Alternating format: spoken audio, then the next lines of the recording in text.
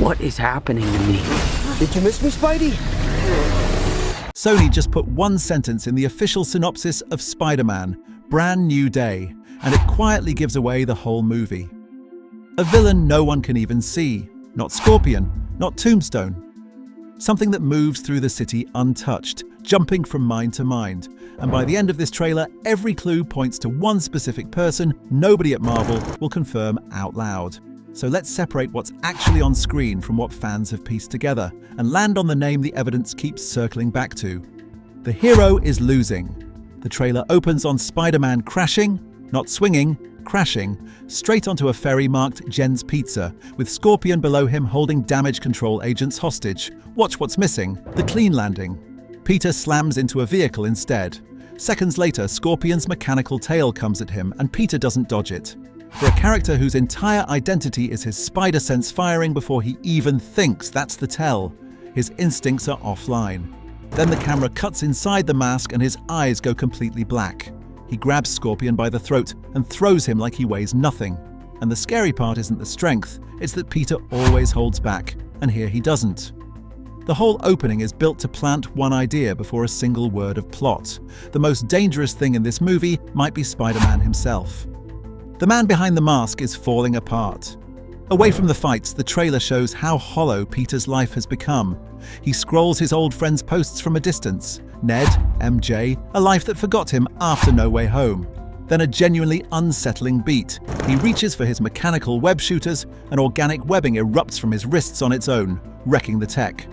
That's the Tobey Maguire ability, but played as a symptom, not an upgrade. His body is changing faster than he can control it. Fans have nicknamed it Spider Puberty, and the trailer treats it exactly that way. Something happening to Peter, not something he's choosing. The comics already told this exact story, and here's the part that should give you chills.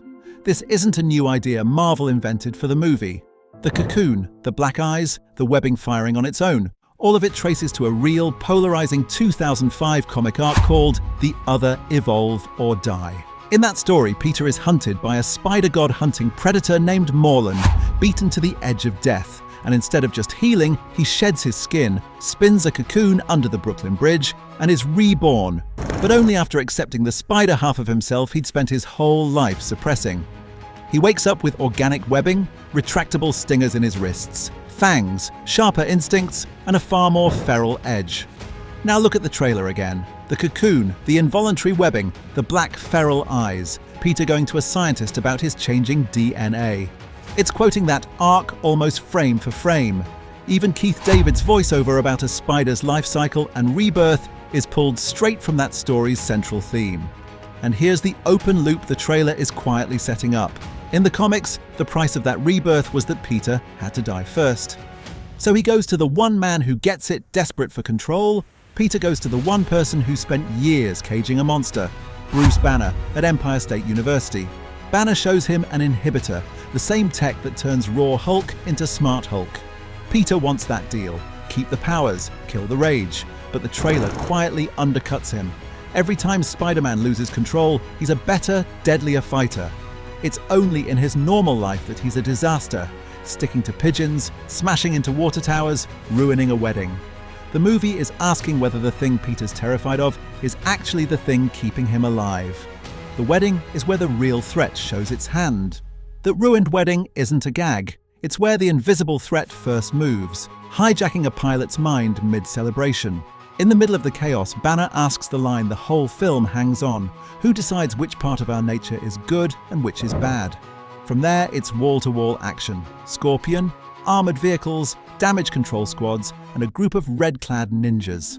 Comic history and the film's marketing both point to these being the Hand, the assassin clan from Daredevil, and with Matt Murdock and Frank Castle already in this universe, that lines up. Lower-tier villains flicker through too. Boomerang, Tarantula, Ramrod smashing into a brick wall. Less like real threats, more like proof the whole city can smell that Peter's unraveling and everyone wants a piece. Ned is one whiteboard away from the truth. Here's the knife twist. Ned and MJ are Peter's neighbors now, and neither remembers him. But Ned's built a full investigation board dedicated to unmasking Spider-Man. And he's close. He's nailed the approximate age, the height, the Queen's origin. The person who used to be Peter's best friend is now, without knowing it, the single biggest threat to Peter's secret. One more connected dot, and the whole double life collapses. What brand new day actually means before we name the villain, you need to know why this movie is even called Brand New Day, because the title is a spoiler hiding in plain sight. In the comics, right before Brand New Day, there was a story called One More Day, where Peter made a deal with the demon Mephisto to erase his own marriage to Mary Jane from reality in exchange for saving a dying Aunt May. The arc that followed, Brand New Day, was a Peter Parker whose relationships had been quietly rewritten, living in a world that remembered a different version of events than he did. Sound familiar? No Way Home already gave the MCU its own version of that deal. Doctor Strange's spell wiped every memory of Peter from the entire world. So the title isn't marketing fluff, it's telling you the real subject up front. This isn't a villain of the week movie, it's about a hero whose entire support system got erased out from under him. And here's the detail that matters for what comes next. That exact same run of comics in 2008 is where the villain Mr. Negative made his debut. If you want the second Marvel confirms or kills the Jean Grey reveal, subscribe. I'm tracking every one of these clues. And next, I'm going deep on the one suspect most people are sleeping on, Mr. Negative. The villain this entire movie is literally named after, because if it's not Jean Grey pulling the strings, the comics say it's almost certainly him, and his connection to the Punisher is the part nobody's talking about. Now, the villain no one can see. This is the piece everything else has been building toward. The official synopsis calls the main threat a powerful villain no one can even see. Marvel and Sony's exact words, not a fan guess. In the trailer, Damage Control director William Metzger warns Spider-Man they're facing something they can't control and can't even locate. This entity jumps consciousness to consciousness, turning ordinary civilians into weapons. A hooded woman unleashes a psychic shockwave that rolls across New York from inside Peter's own apartment building, and everyone it touches freezes mid-step, stripped of free will. An enemy with no fixed body is almost impossible to write a hero against, which is exactly why the movie needs Peter to be the one thing it can't touch. The suspect list, and why one name keeps winning. So who is it? Start with the honest options. Comic history gives you real candidates. Mr. Negative, Martin Lee, literally debuted in the 2008 comic arc this movie is named after, and his power set is corruption and mind control. So the title alone makes him a genuine suspect. There's Mosaic, Morris Sackett, a body-jumping character whose whole gimmick is possession. There's even a rumor Keith David's voice role is the Jackal, the geneticist villain tied to Scorpion, Tarantula, and the Punisher's own origin. Every one of those is a real character who fits a piece of the puzzle, but the trailer keeps steering you somewhere else, toward a red-haired woman in a hood the studio has gone out of its way to hide. The case for Jean Grey. Here's where I have to be straight with you, because this is the difference between a fact and a really good theory. Marvel has not confirmed this, but look at the stack. Sadie Sink is credited third. That's not a cameo, that's a lead. On-set reports describe her in green and yellow, the exact colors of Jean Grey's classic Marvel girl look. The psychic shockwave freezing New York is nearly shot for shot the visual used for Jean losing control in the X-Men animated shows. Damage Control is now run by William Metzger, a deep-cut anti-mutant villain from the comics, which means this movie's real subject is mutant politics. And Sync is already reported for Avengers, Secret Wars, so whoever she's playing sticks around. Individually, any one of these is circumstantial. Together, they're the reason a well-known insider flatly stated she's playing Jean Grey. Believe it as strongly as the evidence earns, but know it's evidence and reporting, not a Marvel press release. Why this is Peter's hardest fight.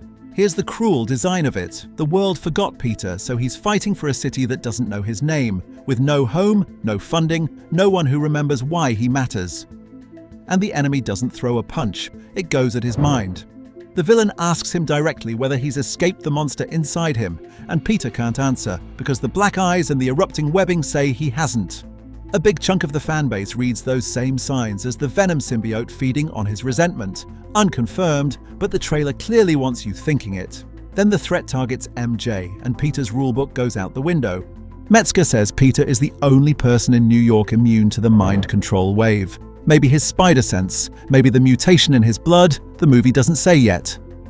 To protect MJ, he hands her to the one man whose methods he hates, Frank Castle, who walks through the frozen city completely unaffected because Frank's immune too. The Savage Hulk and Peter's own future. Then the villain plays its best card. Instead of chasing Peter, it hijacks Bruce Banner and shuts off his inhibitor. Years of caged rage detonate at once and out comes the Savage Hulk. Bigger, angrier, nothing like the calm, smart Hulk we've gotten used to. Peter cracks a joke about the size, but the fear on his face is real, and the trailer's best visual, Spider-Man threading through a Hulk clap, hides the actual gut punch. Peter isn't just dodging a monster, he's looking at a live preview of what he becomes if he loses the fight inside his own head. Banner is the warning written in green. How big this gets. By the finish, the scale is clear. Reports peg this as the longest Spider-Man film yet, north of 2.5 hours. Reported, not officially locked, which gives the movie room to actually sit in the dark corners of Peter's head instead of rushing them.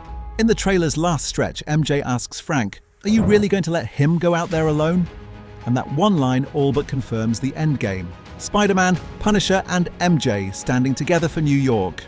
Even when ninjas rip Peter's mask off mid-fight, he gets back up because that's the actual thesis of the character. Not perfect control, just refusing to stay down. And then right before the biggest fight of his life, Peter stops to stretch. One dumb human beat to remind you the kid from Queens is still in there under all of it. The actual answer.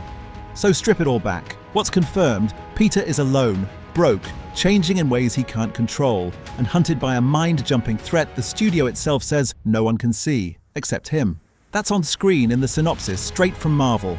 What's theory? That the hooded figure behind it all is Sadie Sink's Jean Grey, that this is really the MCU quietly opening the door to the mutants, that Venom is teasing under Peter's skin.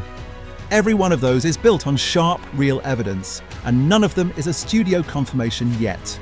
Both things are true at once. The confirmed movie is already worth the ticket, and the theory, if it lands, makes Brand New Day the most important Spider-Man film since Peter got erased from the world.